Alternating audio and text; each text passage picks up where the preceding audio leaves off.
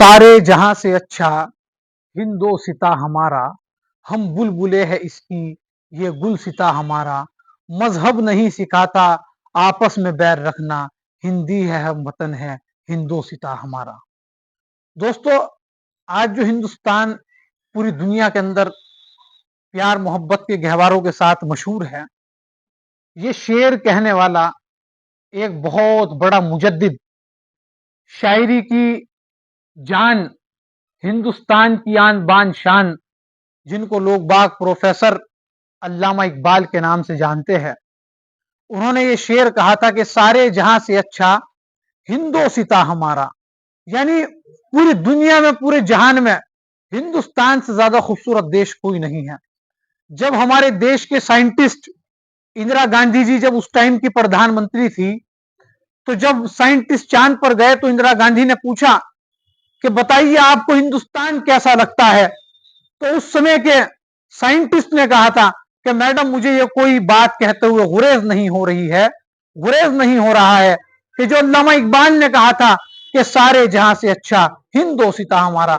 अगर मैं आज इस टाइम चांद से पूरी दुनिया को देख रहा हूं तो उसके अंदर हिंदुस्तान मुझे आज सारे जहां से अच्छा लग रहा है। दोस्तों साथियों, हमारे बड़ों ने कुर्बानियां दी, अल्लामा इकबाल ने ये शायरी लिखी, अशफाक उल्लाह खान साहब, महात्मा गांधी जी, जिनके बारे में यह कहा गया कि साबरमती के संग तूने कर दिया कमाल, दे दी हमें आजादी बिना खड्ग बिना ताल।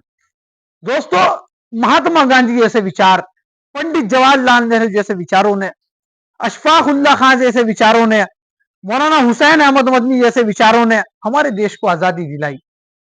उस टाइम न कोई हिंदू ऐसा था जो मस्जिदों का दावा करता था, न कोई मुसलमान ऐसा था जो अपने ही प्रॉफिट मोहम्मद को गालियां देता था।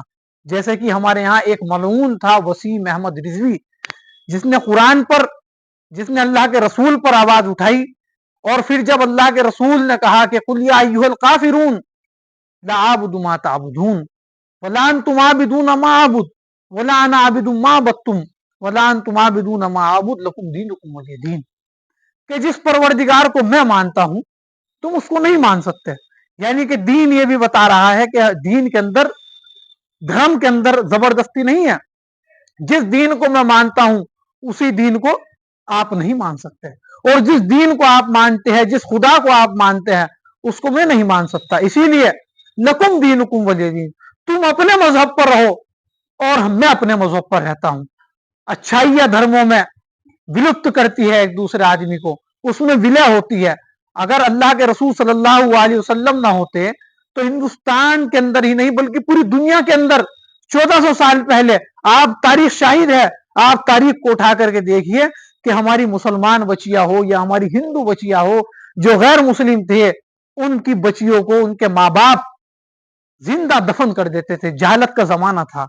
अगर आप आज भी गूगल पर डाल करके लिखेंगे कि जब जब लड़कियों को जिंदा दफनाया जाता था, जिंदा जला दिया जाता था, तो उसकी लड़ाई, उसकी क्रांतिकारी लड़ाई लड़ने वाला कोई और नहीं था, उस शख्सियत का नाम प्रॉफिट मोहम्मद मुस्तफा सल्लल्लाहु अलैहि वसल्लम था। आज दोस्तों, हिंदुस्तान के अंदर जब से भारतीय जनता पार्टी की सरकार बनी है, जब से नरेंद्र मोदी जी 2014 से हिंदुस्तान के प्रधानमंत्री बने हैं, और जब से योगी महाराज उत्तर प्रदेश के चीफ मिनिस्टर बने हैं, तो उत्तर प्रदेश के अंदर ये हिंदू मुसलमान वाली आग, ये हिंदू मुसलमान वाली तकरार, ये हिंदू मुसलमान वाले आपसी झगड़े, ये कहां से उत्पन्न हो गए। दोस्तों साथियों, कि मुसलमान ने तो जब भी अपने आप को सबर के अंदर समेट लिया था। जब बाबरी मस्जिद का फैसला आ रहा था तो मुसलमानों से अपील की गई, हिंदुओं से भी अपील की गई कि आप लोग शांति बरकरार रखिए। हिंदुस्तान का कोर्ट, हिंदुस्तान का सुप्रीम कोर्ट जो फैसला लेगा, जो बेंच उसकी फैसला लेगी, अगर हिंदू के पक्ष में आएगा तो मुसलमान सबर करेगा, मुसलमान के पक्ष में आएगा तो हिंदू सबर करने का काम करेगा। इत्तेफाक हुआ, वो फैसला हमारे हिंदू भाइयों के पक्ष में आ गया। क्या आप लोगों ने नहीं देखा कि मुसलमान साबिर होके, सबर करके, घंटा घर पर सहारनपुर के और दिगर हिंदुस्तान के शहरों में, राज्यों में जहां जहां मुसलमान और हिंदू साथ रहते हैं, वहां पर हिंदू और मुसलमानों ने एक दूसरे को मिठाई खिला करके, साबिर होकर के, सबर के साथ हिंदुस्तान में अमन और भाईचारे का सबूत देने का काम किया। लेकिन दोस्तों साथियों, जब 1991 के अंदर एक एक्ट बन गया कि हिंदुस्तान के अंदर 1947 के बाद, आजादी के बाद, जब हिंदुस्तान आजाद हो चुका, जो मंदिर थी वो मंदिर रहेगा, जो मस्जिद थी वो मस्जिद रहेगा। उसके बाद भी मुसलमानों ने बाबरी मस्जिद को सबर किया, बाबरी मस्जिद के मामले पर। और राम मंदिर में मेरे बहुत सारे मुसलमान भाई उसके उद्घाटन में भी गए। लेकिन फिर क्यों ये काशी, मथुरा और ये संभल और ये अजमेर पर आवाज उठाई जा रही है? गौर करा कभी आपने? या आप लोगों को क्यों लड़ाया जा रहा है और कौन लोग आप लोगों को लड़ा रहे हैं? मैं भारतीय जनता पार्टी को साफ साफ नहीं कहता हूं, लेकिन ये कौन लोग हैं जिन्हें इतनी शेरी मिल गई हिंदुस्तान के अंदर कि अजमेर शरीफ जैसी दरगाह, अजमेर शरीफ, और अगर हम अपनी हक की आवाज उठाते हैं, हम अपनी हक के लिए प्रोटेस्ट करने का काम करते हैं, तो हमें बलवाई बता दिया जाता है, हमें पत्थरबाज बता दिया जाता है। नरेंद्र मोदी जी की रैली में तो आज तक किसी ने पत्थर नहीं मारा, जहां पर लाखों के आदमी, लाखों करोड़ों आदमी होते हैं। या मेरा कोई हिंदू भाई या दलित भाई अपना प्रोटेस्ट करता हो, उनकी रैली में तो किसी ने पत्थर नहीं मारा। और जब मुसलमान मुसलमान अपनी हक की आवाज उठाता है तो मुसलमानों को ही बलवाई बता दिया जाता है, यानी मुसलमान पत्थरबाज है। एक बात बताइए आप लोग अपने ऊपर गौर करके, अपनी अकल के ऊपर गौर करके, जिस हक की बात, जिस बात को मुसलमान खुद उठा रहा है दोस्तों साथियों, क्या मुसलमान अपनी रैली को, अपने ही प्रोटेस्ट को पत्थर मार के बर्बाद कर देगा? क्या मुसलमान जिस अजमेर शरीफ की, जिस संभल जामा मस्जिद की आवाज को मुसलमान उठा रहा है, और उसके अंदर मेरे बहुत सारे हिंदू भाई भी है जो हमारे सपोर्ट के अंदर खड़े हैं, जो हिंदुस्तान के आईन में, दस्तूर में विश्वास रखने का काम करते हैं, तो मुसलमान अपने ही रैलियों में पत्थर मारेगा, अपने ही आप को बदनाम करेगा। हमारे प्रशासन को, नरेंद्र मोदी जी को, योगी जी को ये देखना चाहिए कि कौन लोग हैं जो हिंदुस्तान के माहौल को खराब करना चाहते हैं, कौन लोग हैं जो हिंदुस्तान के 35 करोड़ मुसलमानों को बर्बाद देखना चाहते हैं, कौन लोग हैं जो हिंदुस्तान के 35 करोड़ मुसलमानों को बलवाई बताना चाहते हैं। और हिंदुस्तान के अंदर ऐसी याचिकाएं जिस पर 1991 की सुप्रीम कोर्ट की बेंच ने फैसला ले लिया, तो ये कौन लोग हैं जो हिंदुस्तान को दोबारा से ऐसा देखना चाहते हैं जैसा कि अंग्रेज छोड़ करके गए थे?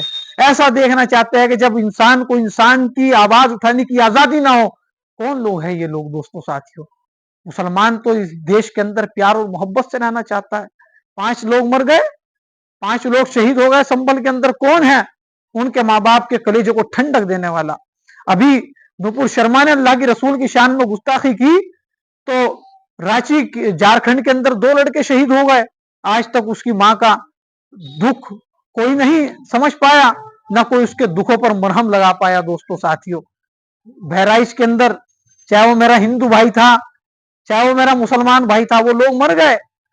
अगर ये झगड़े ना हो, आपस में प्यार मोहब्बत से रहे, ना मेरा कोई हिंदू भाई माँ का बेटा उसकी माँ से जुदा होगा, और ना मेरा मुसलमान भाई का माँ का बेटा उसकी माँ से जुदा होगा। दोस्तों साथियों, लड़ाने वाले आज भी एयर कंडीशन रूम में सो रहे हैं, आज भी ठाट और बाट से सो रहे हैं।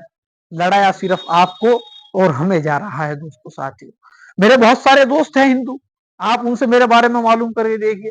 जो मेरे हिंदू दोस्त हैं, मेरे मेरे से मालूम करके देखिए उनके विचारों के बारे में। हम सब के विचार एक है दोस्तों साथियों, लेकिन जब हम लोग रात को टीवी खोलते हैं तो ऐसा क्यों लगता है कि जैसे आज ही हिंदुस्तान के अंदर हिंदू मुसलमान की जंग होने वाली है। दोस्तों साथियों, क्यों लगता है कि आज ही मंदिर टूटेगा, क्यों लगता है आज ही मस्जिद पे हमले हो गए, क्यों लगता है दोबारा से बाबरी कांड दोहराए जाएंगे, क्यों लगता है दोबारा से कि ऐसा होगा जैसे कि बाबरी मस्जिद शहीद हुई थी तो बहुत सारे हिंदू और मुसलमान शहीद हो गए थे। दोस्तों साथी, क्यों लगता है ऐसा?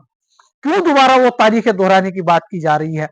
क्यों ऐसा लगता है कि हिंदू मुसलमान एक दूसरे के कमर के पीछे खंजर लगाए खड़े हैं?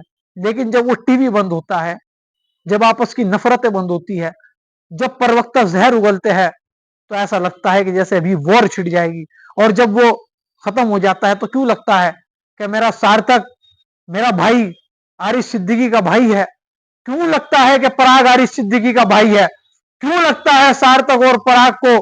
क्यों लगता है सचिन काम्बोज को? क्यों लगता है परवीन चौधरी को? क्यों लगता है संदीप राणा को कि आरिश मेरा भाई है? क्यों लगता है उन लोगों को? हाँ, हिंदुस्तान में मोहब्बत आज भी है। नफरत फैलाने के बाद आज भी हिंदुस्तान के अंदर मोहब्बतें हैं, लेकिन टीवी पर अगर आप देखोगे तो बहुत सारे प्रवक्ता ऐसे हैं जो नफरत के बाजारों को गर्म कर रहे हैं, नफरत को फैला रहे हैं। आज इनकलाब है, लेकिन वो इनकलाब सिर्फ मस्जिद और मंदिर के नाम पर है। आज इनकलाब नहीं है। उस टाइम इनकलाब था तो अपने देश के लिए था, अपने देश की मोहब्बत भाईचारे के लिए था। दोस्तों साथियों, मैं आपसे हाथ जोड़ करके रिक्वेस्ट करता हूं अपने हिंदू और मुसलमान भाइयों से। मैं ये नहीं कहता कि मुसलमान के अंदर बुरे नहीं है, हिंदुओं से भी ज्यादा बुरे हैं जो नफरत के चिंगारियां डालने का काम कर रहे हैं। और मैं ये नहीं कहता हूं कि हिंदू सब बुरे हैं, नहीं, हिंदू बहुत अच्छा है, लेकिन कुछ इतने बुरे हैं, इतने नालायक है, जो हिंदुस्तान को जलाना चाहते हैं, हिंदुस्तान को बर्बाद करना चाहते हैं। सिर्फ हम लोगों को, उन लोगों को देखना है कि ये ऐसा क्यों कर रहे हैं। दोस्तों साथियों, मैं आपसे हाथ जोड़ करके रिक्वेस्ट करता हूं, मुअद्दबाना गुजारिश करता हूं कि हिंदुस्तान के अंदर मोहब्बत के गुलदस्ते को कायम रहने दो। जिसके अंदर एक फूल हो तो वो मेरा हिंदू भाई हो, एक चमेली का फूल हो तो मेरा मुसलमान भाई हो, एक सूरजमुखी हो तो वो मेरा सरदार भाई हो, एक दूसरा फूल हो तो मेरा ईसाई भाई हो, एक दलित भाई हो। इसी तरह जब बहुत सारे फूल एक माला के अंदर पिरोए जाते हैं, एक गमले के अंदर रखे जाते हैं, तो उसको गुलदस्ता कहते हैं। दोस्तों साथियों, मैं अपनी बात को यहीं खत्म करता हूं। बहुत बहुत शुक्रिया, धन्यवाद।